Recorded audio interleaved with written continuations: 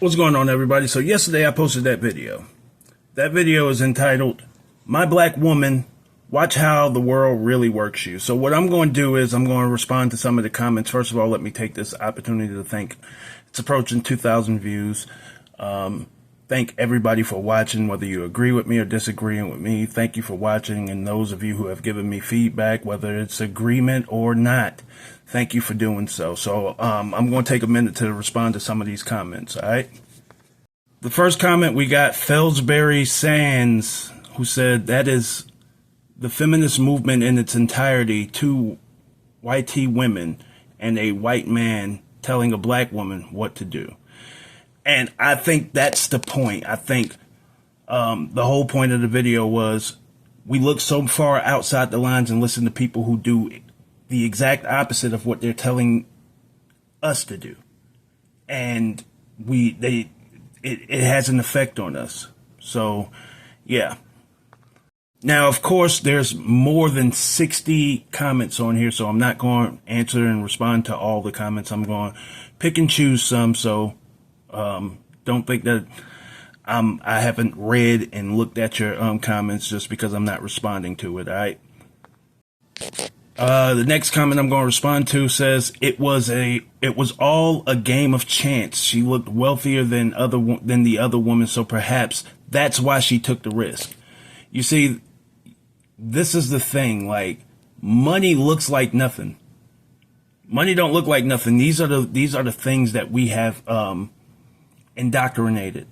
All right? A lot of us look like money and act like money, but a lot of us actually don't have money. See, the point of this video was to show exactly how we are influenced to want more and to ask for more rather than being put into situations, and just basically how we're being told to do something by people who have nothing invested in you doing well.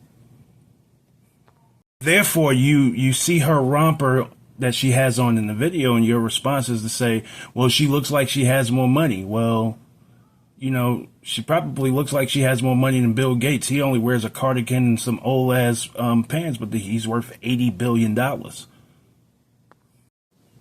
So the next one is, wanting bigger and better is wrong how.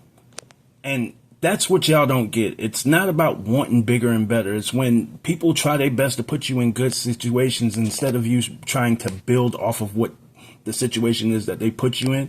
You find reasons that to shit on them and to stomp on them and utilize them as a stepladder. And then when you get into a situation where you leave that situation, you go to a situation that's lesser, now it's all of our fault. When you had a good person in your life, look no further than your friend zone, where this dude is totally good enough to be all the emotional support that you need in a relationship or whatever the case may be, but he's not tall enough, or he's not light enough, or he's not brown enough, or he doesn't drive the right type of car, or he doesn't make 6 times the amount of money that you make, or whatever the case may be.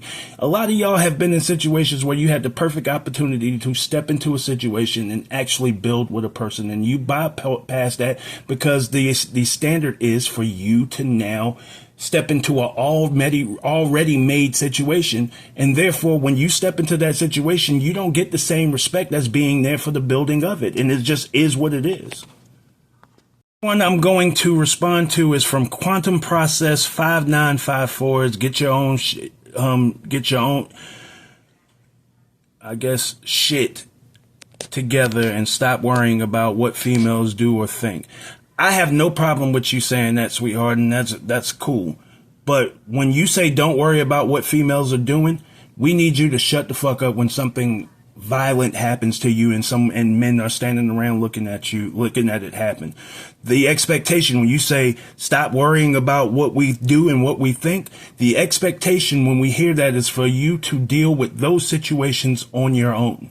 And here's the thing, the truth is, and very few people will tell you, it takes someone capable of being a monster to protect you from monsters. That's kind of the gist of it. Not someone who's going to be a monster to you, but someone who is capable of being a monster. someone who can match the strength of that monster. Until you understand that and that actually humbles you, there's nothing I can do for you. So I'm completely fine with not worrying about what you doing, because see, I have a woman. Her name is Sheila. That's my responsibility. I have a daughter. Her name is Destiny. That's my responsibility. I also have a mom named Susie. That is my responsibility. And I have 3 sisters, Toya, Tara, and Asia. Those are my responsibilities. So all of this, where y'all looking for strangers to come to your aid, and just keep that same energy. When you're looking for a stranger to come to your aid in your time of need, keep that same energy. Don't expect men. You want us to get our own shit together and stop worrying about you? Well, that's what men are doing, so stop complaining about it. When Rhoda goes through her shit, don't complain about it. When all of these situations happen in front of men and they just stand there and watch, remember, keep that same energy. Next one is from Miss CGIX6PNB or PB. She says, it has nothing to do with being black. It has everything to do with mindsets. It has nothing to do with relationships. It has everything to do with mindsets. And that's what I want y'all to get. It has nothing to do with $300 or the amount of $300. It has everything to do with the mindset to actually watch someone do something one way, have them tell you to do something another way that they decided not to do what was best for them, but then want to be entertained. Those ladies laughed at her when it turned out bad for her. They literally laughed at her when it turned out to be bad for her. And you're going to have people who come on here and tell me, oh, $300 is easy to come by. This is why we have a problem with being able to stack our wins on top of our wins. This is the exact reason. Therefore, it looks like when you have something good and you're willing to walk out on that good thing and take a chance, shooting for the stars instead of trying to build on that good situation, this is the mindset that I'm talking about. And she's absolutely right.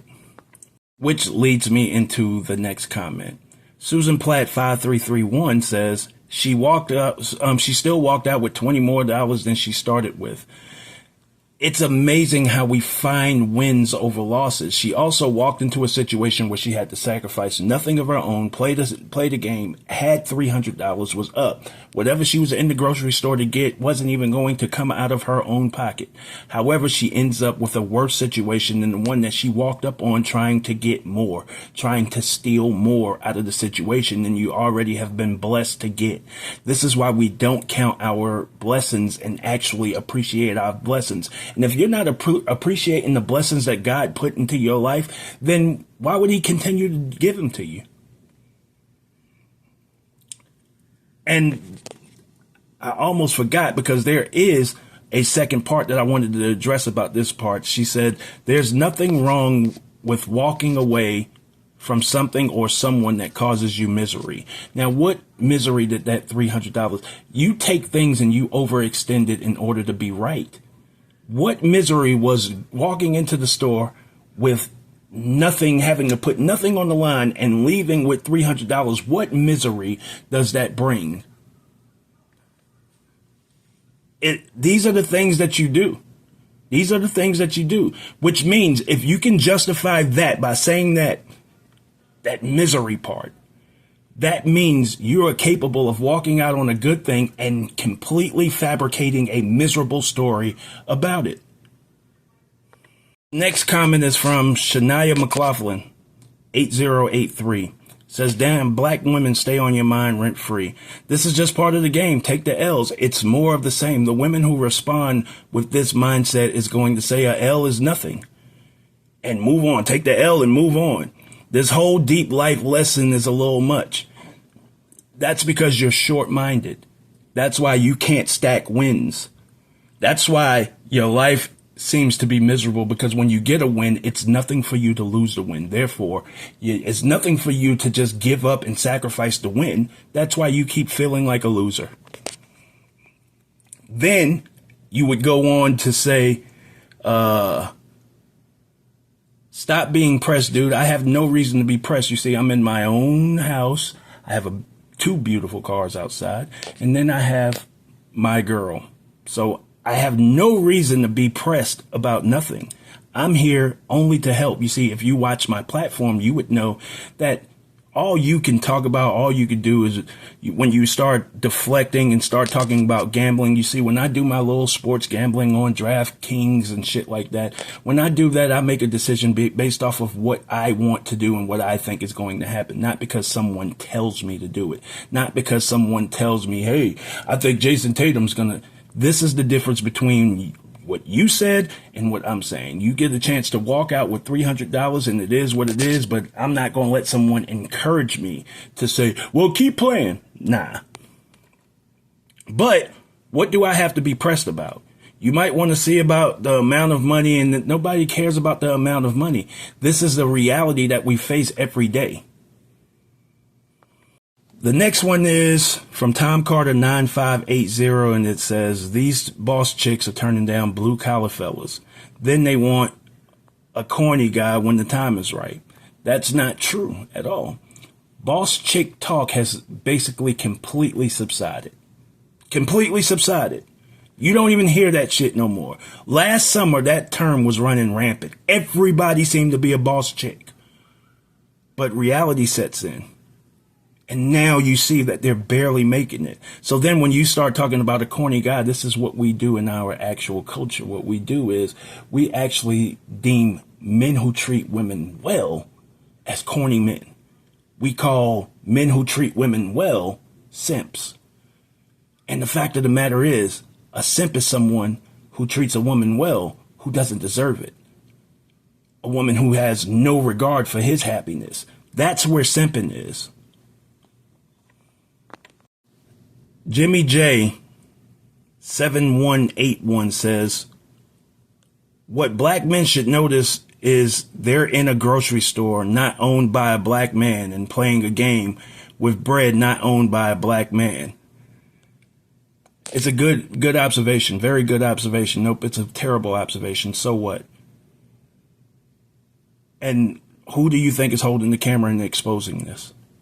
A white man. You think you're saying something real smart, something real, like, this is the thing. You take it and you make it into something that it's not. That woman is a grown ass woman who had the opportunity to walk away with something better than she walked in there with. And she had to have more. She had to have more. And now you want to try to say, oh, well, we're coming up short. Well, look where we come from. Look, in this country, look where we come from. And then look, behind every great man is an even greater woman. Look, when you post something like that, look at the type of woman that we actually have behind us. Y'all can keep saying it. Y'all can keep saying, men ain't shit. Men ain't shit. Behind every great man is an even greater woman. Who's raising the single mothers? Y'all want to have that conversation? Who's raising these men? And maybe it says more about what my platform is built on, which is us being together and bringing back family values to going back to the point where we were between the 20s and the 60s of the last century, where we were actually very prosperous as opposed to what we're doing now, which is this. See, the gist of the story is I don't have no hatred for anybody out here. I love everybody. But the fact of the matter is I don't cross lines. We need to start looking in our own lanes and actually paying attention to what we got going on within our own lanes. We sit back and say things like, well, other races do it. We sit back and we say, I'm not paying attention to what they got going on. We're in a situation where we're better, and we always have been better when we stood together. We were in better situations back between the 20s and 60s before we ever got civil rights. And nobody can seem to find a correlation to that. It's not that I'm against them. It's not that I don't love them. I don't care about them. It's not that I hate them. But the fact of the matter is, if we took some time to mind our own fucking business and get ourselves right and stop fucking stomping on people and stepping on people to get to where we want and shitting on each other, then maybe we could get to a point where we're moving better as a people. And that's the point of the video. God bless. Show off.